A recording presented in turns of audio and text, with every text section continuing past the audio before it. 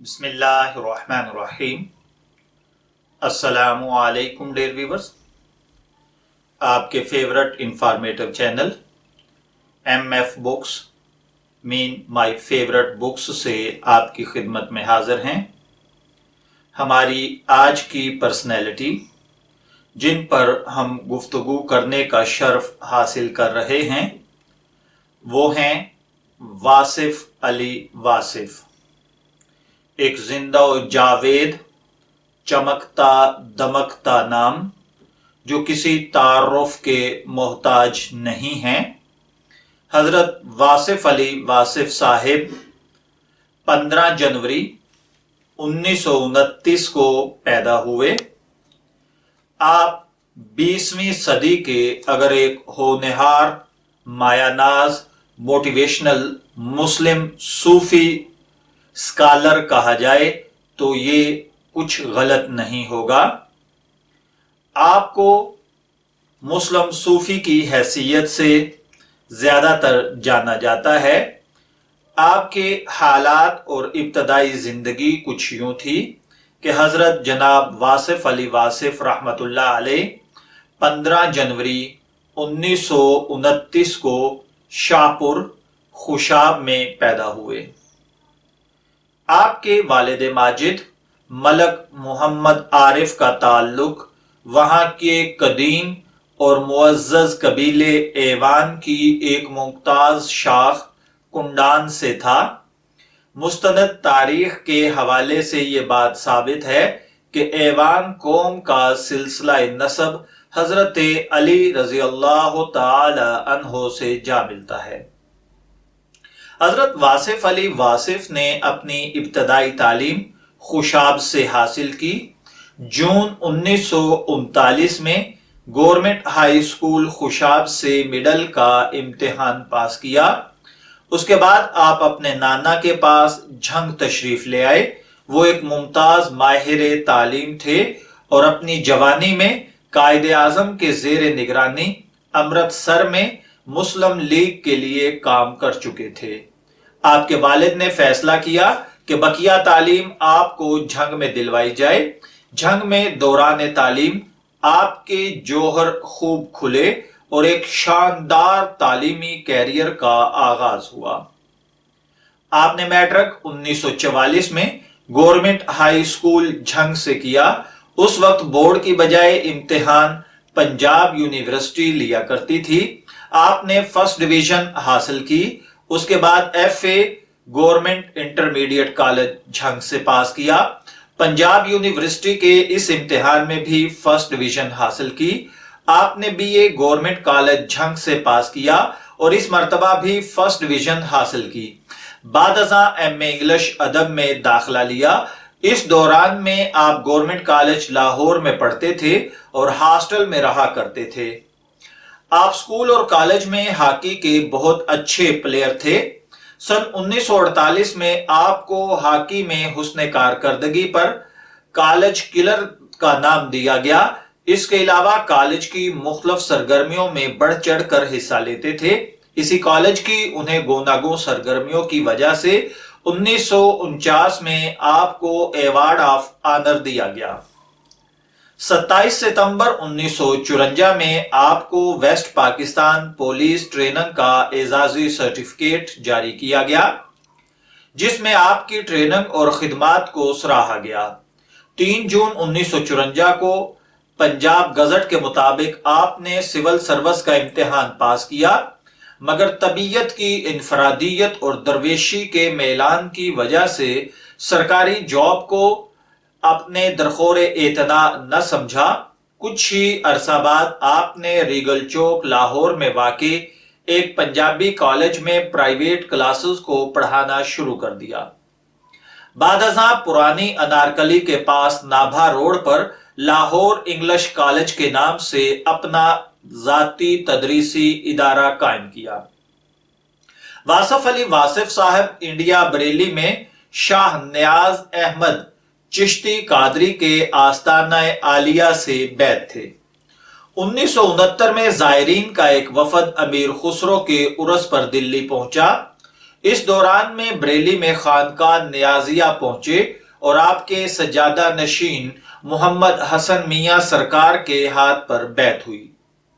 یہ 1962 کی بات ہے۔ کالج میں باقاعدگی سے لنگر چلتا تھا۔ خاص بات یہ تھی کہ طالب علموں کے علاوہ ہر آنے والے کو چائے پیش کی جاتی اور آپ اکثر ان کے ساتھ چائے نوشی میں شریک ہو جایا کرتے۔ کالج میں زندگی کے مختلف شعبوں سے تعلق رکھنے والے اصحاب کی آمد و رفت رہتی۔ ان میں ادیب، شعراء، بیوروکریٹ، وکیل، ملنگ، فقراء، درویش اور طلباء اپنے اپنے ذوق اور طلب کے مطابق فیض یاب ہوا کرتے تھے۔ مختلف اخباروں اور جرائد میں آپ کا کلام چھپا کرتا تھا۔ چند اصحاب کے اصرار پر یہ کلام جمع کیا گیا اور عارف نوشاہی کی کتابت کرائی گئی تو آپ کی پہلی تصنیف منظر عام پر آئی۔ یہ 1978 کی بات ہے۔ مجموعہ کلام کا نام شب چراغ رکھا گیا۔ اس میں آپ کے لاہور انگلش کالج کے زمانے کے ایک نہایت پرشکوہ اور جلال و جمال سے مرقع فوٹوگراف بھی تھے۔ اس کی تقریب رونمائی میں آپ کے بہت سے عقیدت مند اور اہل علم حضرات شامل ہوئے۔ اس کے بعد رشد و ارشاد کا ایک لامتناہی سلسلہ چل نکلا۔ یہ دور انتہائی مصروفیت اور محنت کا دور تھا۔ جب لوگوں کی تعداد بڑھنا شروع ہو گئی تو گفتگو نے محفل کا روپ اختیار کر لیا۔ مختلف مقامات پر محفل جمنے لگی۔ شروع میں محفل کا باقاعدہ شکل لاہور کے مشہور اور مصروف مقام لکشمی چوک میں بننی شروع ہوئی۔ اس کے بعد قذافی اسٹیڈیم میں واقع فزیکل ٹریننگ کے ادارے میں محترم نیازی مرحوم کے ہاں محفلوں کا ایک طویل سلسلہ شروع ہوا۔ یہاں پر 1000 راتیں آپ نے خطاب کیا۔ مختلف موضوعات پر لوگ سوالات کرتے اور آپ ان کو جوابات دیا کرتے۔ بعد میں یہ سلسلہ آپ کی قیام گاہ 22 فردوس کالونی گلشن راوی پر شروع ہوا۔ 1948 میں آپ کو MAO کالج لاہور کی مجلس اقبال کے ایک پروگرام میں دعوت دی گئی اور ایک محفل وہاں بھی جمی۔ چیدہ اہل علم اور اہل قلم اصحاب نے آپ سے مختلف سوالات کیے۔ اس کی روداد روزنامہ نوائے وقت میں شائع ہوئی تو قائرین کی اکثریت نے اصرار کیا کہ واصف صاحب کی تحریر کا کوئی باقاعدہ سلسلہ ہونا چاہیے۔ تب آپ نے نوائے وقت کے لیے کالم لکھنا شروع کیا۔ پہلا کالم محبت کے عنوان سے شروع ہوا۔ ندرت کلام اور تاثیر کا یہ عالم تھا کہ لوگوں نے دھڑا دھڑ آپ سے رابطہ کرنا شروع کر دیا اور اپنی دینی، دنیاوی اور روحانی مسائل کے حل کے لیے آپ کو مستجاب پایا۔ واصف علی واصف صاحب کا ایک فرمان ہے کہ عظیم لوگ بھی مرتے ہیں مگر موت ان کی عظمت میں اضافہ کرتی ہے۔ یوں آپ نے 18 جنوری 1993 بمطابق 24 رجب 1415 ہجری کی سپہر کو اس دار فانی سے آنکھیں موند لی تھی، مگر آج ہم دیکھ رہے ہیں کہ آپ کے علم و عرفاں کا نور ہر سو پھیلتا ہی جا رہا ہے اور پھیلتا ہی جائے گا، یہاں تک کہ آپ کا اصل مقصد تخلیق پورا ہو جائے گا، یعنی استحکام پاکستان اور اسلام کی نشاط ثانیہ۔ اب اگر ہم بات کریں حضرت واصف علی واصف کی تصانیف کی تو ان میں بے شمار کتب ہیں، جن میں سے چند کے نام میں آپ کی خدمت میں عرض کرتا ہوں، اور یہ ہر کتاب اگر میں یہ کہوں کہ یہ آب زر سے لکھنے کے قابل ہے، بلکہ اس کا ایک ایک حرف آب زر سے لکھنے کے قابل ہے، تو یہ غلط نہ ہوگا۔ آپ کی تصانیف کے اندر قطرہ قطرہ کلزم، حرف حرف حقیقت، دل دریا سمندر، بات سے بات، گمنام ادیب، مکالمہ، ذکر حبیب، دریچے، گفتگو، جلد 1 to جلد 28۔ اسی طریقے سے اگر شاعری پر بات کی جائے تو شب چراغ، بھرے بھڑولے، اور اسی طریقے سے اگر میں آپ کو ایک اقتباس آپ کے کلام سے کچھ عرض کروں تو کرن کرن سورج سے محب اور محبوب کے حوالے سے یہ ایک اقتباس عرض کر رہا ہوں۔ محب اور محبوب کی الگ الگ تعریف مشکل ہے۔ محبت کے رشتے سے دونوں ہیں، کسی کو کسی پر فوقیت کا بیان نہیں ہو سکتا۔ مقام محبوب مقام محب سے کمتر یا برتر نہیں کہا جا سکتا۔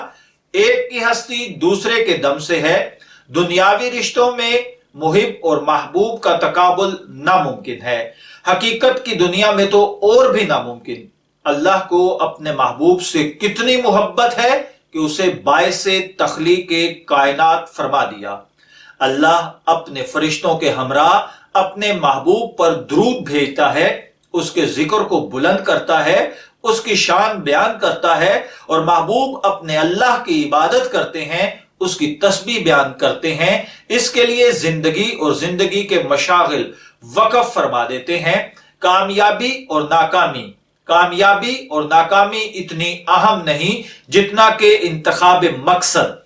نیک مقصد کے سفر میں ناکام ہونے والا برے سفر میں کامیاب ہونے والے سے بدرجہ بہتر ہے۔ ایسا ممکن ہو سکتا ہے کہ ایک آدمی مقصد حاصل کرنے میں کامیاب ہو جائے لیکن اس کی زندگی ناکام رہے۔ اسی طریقے سے اگر میں اقتباسات آپ کی خدمت میں عرض کرنا چاہوں تو ایک لمبی ویڈیو اور ایک پورا چینل درکار ہوگا، بلکہ ایک چینل کیا کئی چینل اگر بنا کر حضرت واصف علی واصف کے اقوال یا حضرت واصف علی واصف کی اقتباسات اگر بیان کی جائیں تو شاید یہ سب کچھ کم پڑ جائے۔ قصہ مختصر، میں دوبارہ سے حضرت واصف علی واصف کا مختصر تعارف آپ کی خدمت میں عرض کرتا ہوں۔